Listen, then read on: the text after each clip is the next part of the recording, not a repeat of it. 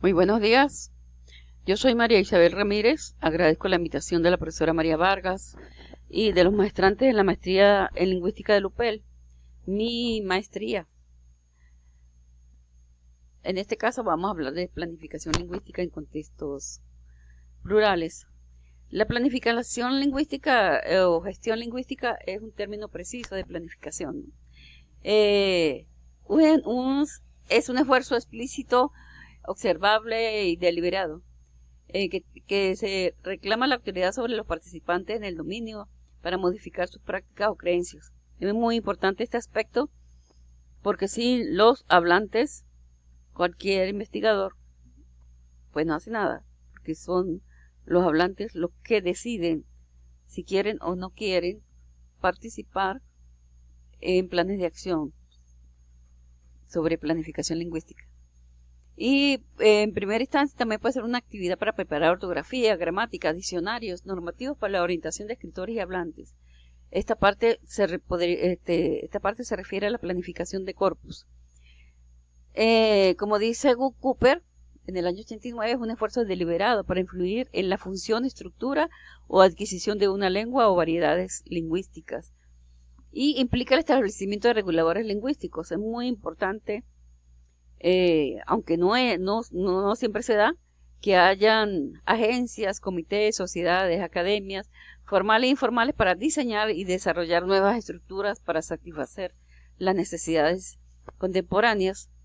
Recién decimos en la red FEIAL que esos comités o esos centros de lenguas deberían estar adscritos a las universidades formadoras.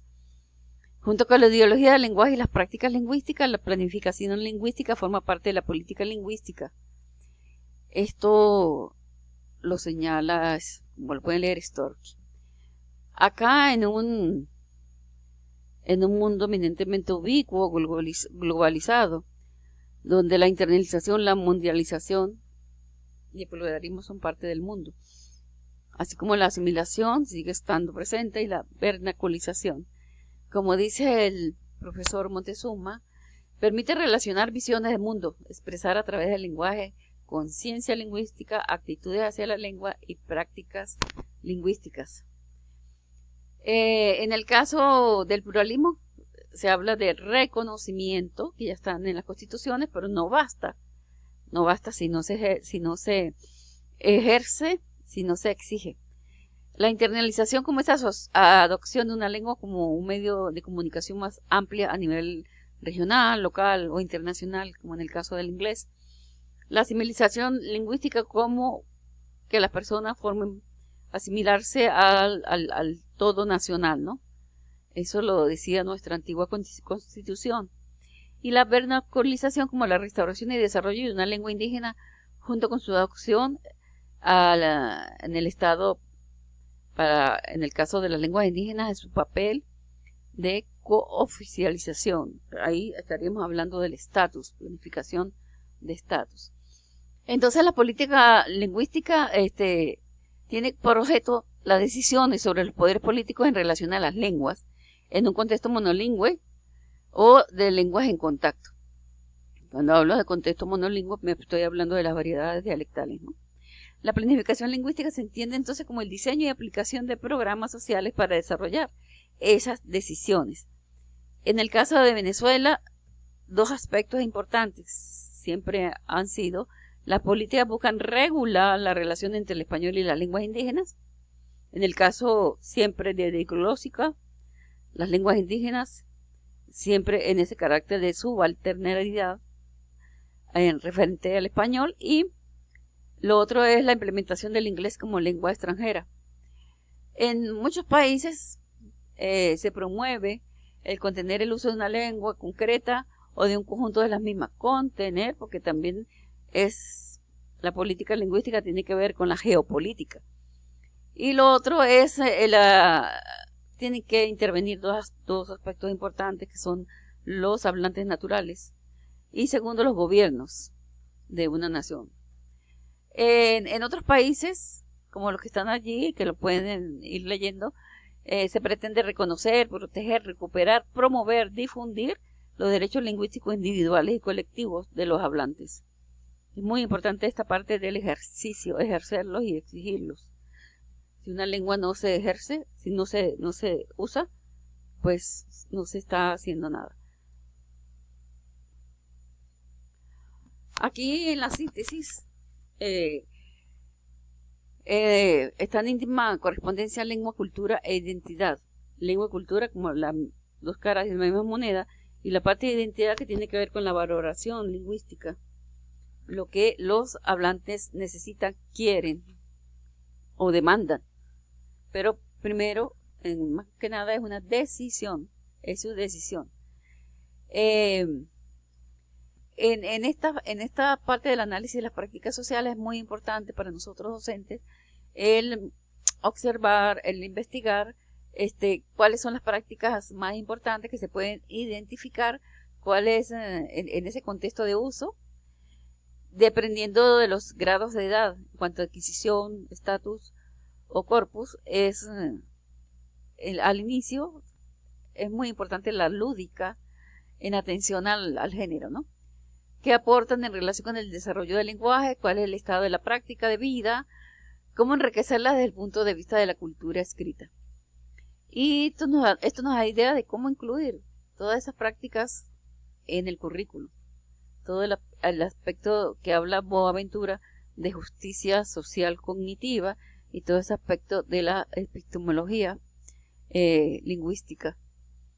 Entonces, también tenemos que pensar con quiénes contamos en las comunidades, cuáles son los líderes, cuáles son las personas que hablan bien, que leen y escriben, de cuántos hablantes receptivos hay que entienden pero no hablan. Y es muy importante de los enfoques sobre la educación propia que resaltan en los pueblos. En el caso del pueblo wayuu resalta la pedagogía de la palabra, la narración y el diálogo como esencia al enseñar. Esto nos ayuda a pensar que deben aprender los estudiantes para participar de manera eficaz. ¿Y qué función cumple en la comunidad? Bueno, para aprender toda lengua, no solamente las indígenas, toda lengua hay que conocer las normas tácitas y explícitas de las sociedades en las que se convive o en las que se interviene. Las prácticas del lenguaje y la cultura están vinculadas con la vida familiar, intra y comunitaria, o intercomunitaria, vinculadas con la tradición oral y la literatura, y el estudio y la difusión del conocimiento de manera general. Convertir la lengua nativa en objeto de estudio debe ser enseñada en el contexto escolar, y para ello se requiere planificación de corpus y de estatus, y también formación en cuanto a la planificación sobre adquisición de las lenguas. Hay que amarlas, comprenderlas y valorarlas. Acá en esta síntesis de Nair, en esta parte que tiene que ver con la planificación lingüística, cuando se habla de purificación de la lengua. Ustedes recuerdan el prólogo, en las páginas preliminares de la Real Academia, ¿no? De pulir y dar esplendor, para preservar y proteger, y evitar la desviación. También en cuanto al renacimiento de una lengua que está adormecida, es restaurar el uso de la lengua, que tiene, bueno, pocos hablantes en eso de la desplazamientos, pues revertir ese desplazamiento. Y en cuanto a las reformas lingüísticas, pueden haber cambios deliberados, pero también hay cambios que son espontáneos y que siguen un desarrollo natural de las lenguas, dependiendo del contexto, dependiendo de los hablantes, de sus necesidades, de la época, del momento situado. En cuanto a la estandarización de la lengua, bueno, tiene que ver con el prestigio, tiene que ver con la literatura, tiene que ver con los dialectos regionales predominantes de mayor o menor prestigio, y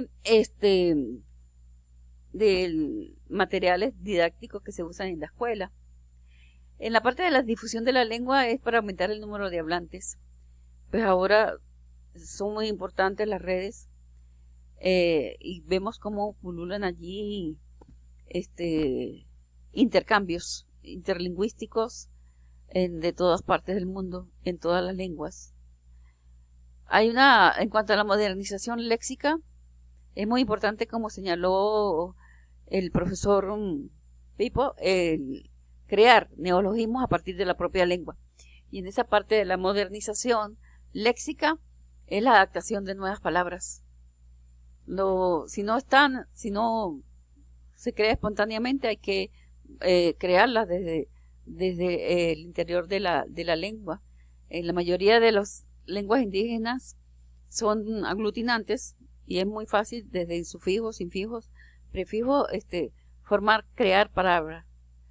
En cuanto a la unificación de la terminología, es muy importante y tiene relación con el anterior, crear palabras nuevas y que sean reconocidas por los hablantes. Lo importante, como ya todos sabemos, es el uso que se le da.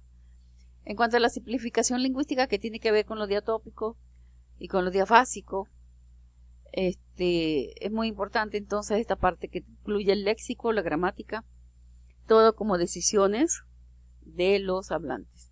Por eso es importante aquello que les dije de los comités, de los centros de lenguas. Y entre la comunicación interlingüística, la facilitación de los miembros de las comunidades de habla, si hay varias lenguas, de qué lengua deciden todos hablar, ¿no? Ya sea cuando en un conjunto, en un grupo, hay hablantes de primeras, segundas lenguas o hablantes receptivos de una de las lenguas. Desde el año 2006, Bastardas y Terbor han estado trabajando en México con varias lenguas en ese grado de desplazamiento, y ellos hablan de las presiones que amenazan dichas lenguas y también se considera la máxima facilidad compartida para revertir los desplazamientos. Lo otro es la estandarización de códigos auxiliares, como aspectos marginales y auxiliares, ya sea para las lenguas de señas, las toponimias, transliteración o transcripción, que son otros aspectos que también tocan a la lingüística desde el punto de vista de la planificación. Entonces, las políticas es las decisiones y la planificación es el concretar esas acciones a través de diversos planes.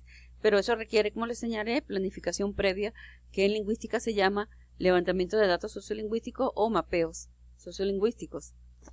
Y no requiere un plan, requiere varios planes dependiendo del contexto, dependiendo del grado de proficiencia de los hablantes, del carácter de la lengua de manera intrínseca. Hay lenguas que hay hablas por género, hay habla religiosa, hay una serie de aspectos extralingüísticos que interfieren en el uso de las lenguas. Entonces el reto es llevar a la práctica la política lingüística, pero hay que saber con quiénes cuento, también el presupuesto, cuánto cuento y cómo, y la parte del impacto, ¿no? En el caso de los pueblos indígenas hay que hacer cosas a corto, mediano plazo, porque si no ellos desconfían en esas cosas que duran mucho, que no se concretan en el tiempo. Entonces hay que trabajar con logros mediano, largo. Es muy importante, si hay investigación previa, hay planes de acción a seguir, que se haya seguimiento. Y en ese seguimiento hay una formación continua de los investigadores, de los maestrantes, de todos los que intervienen, porque en la medida que uno va investigando, de que uno, eso es otra forma de seguir aprendiendo, y a veces mucho más de lo que puedes aprender en un salón cerrado leyendo, porque estás viviendo el aprendizaje. Entonces la planificación lingüística es influir en la función social y es el conocimiento, adquisición y desarrollo de las lenguas en una comunidad de habla, y que no solamente es tarea del gobierno, sino de las ONG, de los líderes, de los comunarios de todo el mundo, que de una u otra manera son copartícipes. Entonces la planificación es la intervención sistemática sobre una o más lenguas con ciertos objetivos y estrategias para modificar la misma lengua, ya sea planificación de corpus o normativización, la utilización de la lengua y el valor social, o sea, la planificación de estatus y la normalización, y los casos de estandarización, recuperación, revitalización u oficialización.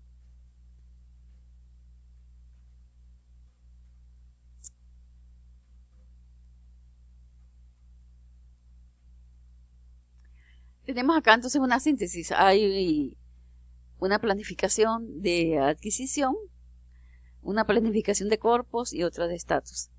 Esto tiene que ver con el nivel político, con el nivel lingüístico y sociolingüístico y con el nivel pedagógico y psicolingüístico.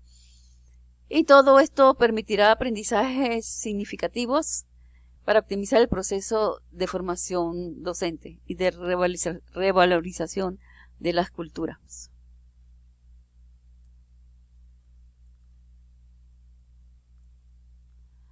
Hay una serie de problemas acá. Por el tiempo no me voy a detener solamente acá. Todos los factores extralingüísticos de manera compleja inciden en la marginalización de las lenguas. Y en el caso de planificación lingüística para recuperar, para ya sea de corpus, estatus o de adquisición, y especialmente en la parte de revertir los desplazamientos, hay que tomar en cuenta en esos mapeos qué factores extralingüísticos complejos inciden en esa marginalización. Y en el caso de Venezuela, pues no hemos superado la primaria.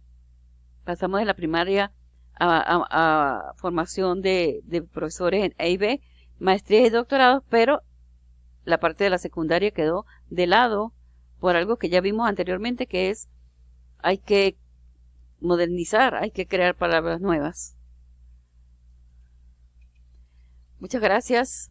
Cualquier duda o aspecto que requieran, estoy a la orden. Me pueden contactar. Con mucho gusto les atenderé.